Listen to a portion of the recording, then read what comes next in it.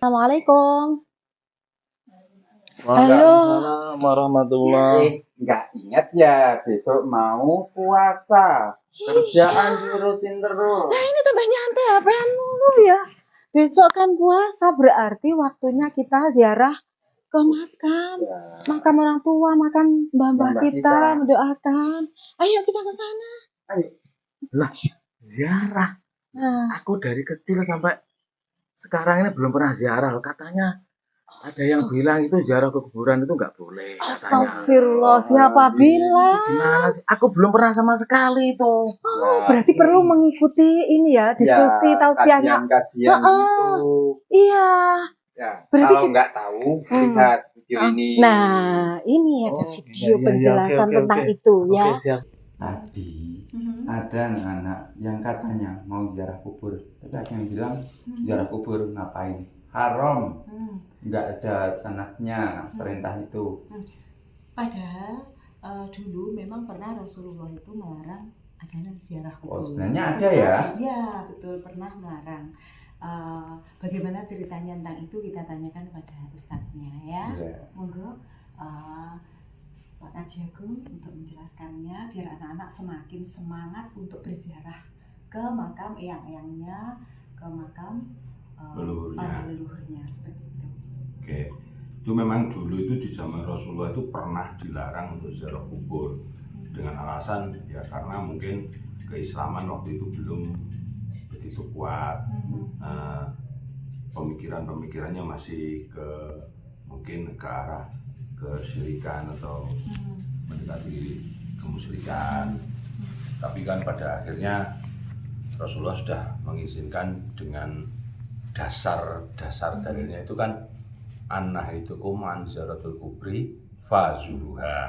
Dulu aku melarang kalian untuk ziarah kubur, sekarang berziarahlah. Artinya dengan ziarah kubur itu disunahkan karena tidak ada perintah dari Kanjeng Nabi, dari Rasulullah. Itu berarti kan setiap perkataan Nabi itu adalah menjadi sunnah dan menjadi hadis, dan itu insya Allah itu hadisnya itu sahih.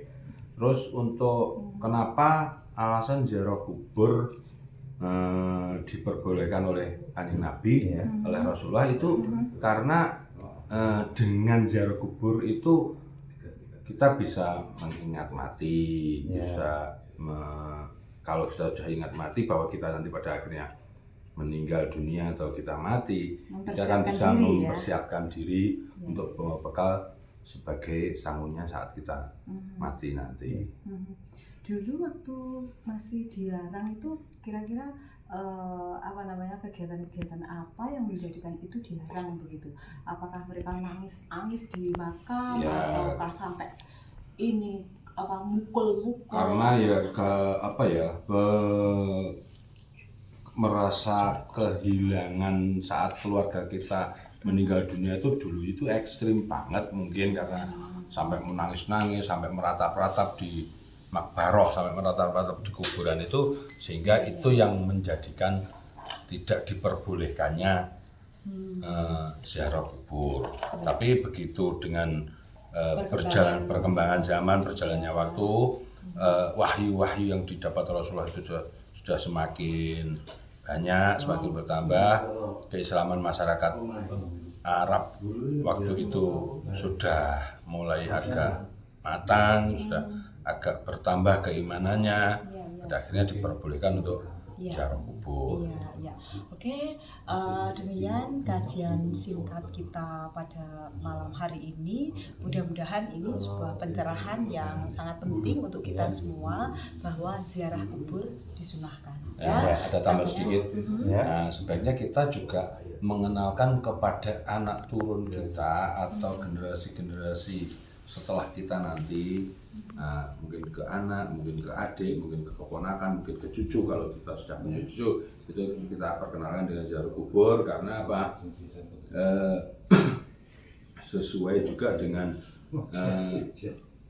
ziarah kubur itu kan pada inti dasarnya kan mendoakan, mendoakan si mayat yang ada di dalam makbarah, dalam kubur tersebut, yang dikemas dalam bentuk biasanya dalam konsep tahlil, semacam itu. Artinya kan gini, hadis yang iza mata ibnu adama in qata'a amaluhu. Nah, itu kan terputus 3 amal itu kecuali 3 perkara, ya salah satunya adalah amal jariyah, ilmu manfaat, waladun salihun yatmulah. Nah, waladun salihun yatmulah, anak soleh yang mendoakan orang tuanya itu bisa diaplikasikan lewat ziarah kubur tersebut. Karena kalau kita ziarah kubur, kita mendoakan ahli kubur, itu bapak, ibu, mbah, buyut kita atau saudara-saudara kita yang berada di alam kubur tersebut, sehingga mendapat maghfirah dari Allah. Nah, itu fadilah-fadilahnya ziarah kubur. Waladun solihun yatulahnya kan mungkin di situ hikmahnya. Kurang lebih demikian. Gimana Ustadz Mahdi, ada tambahan?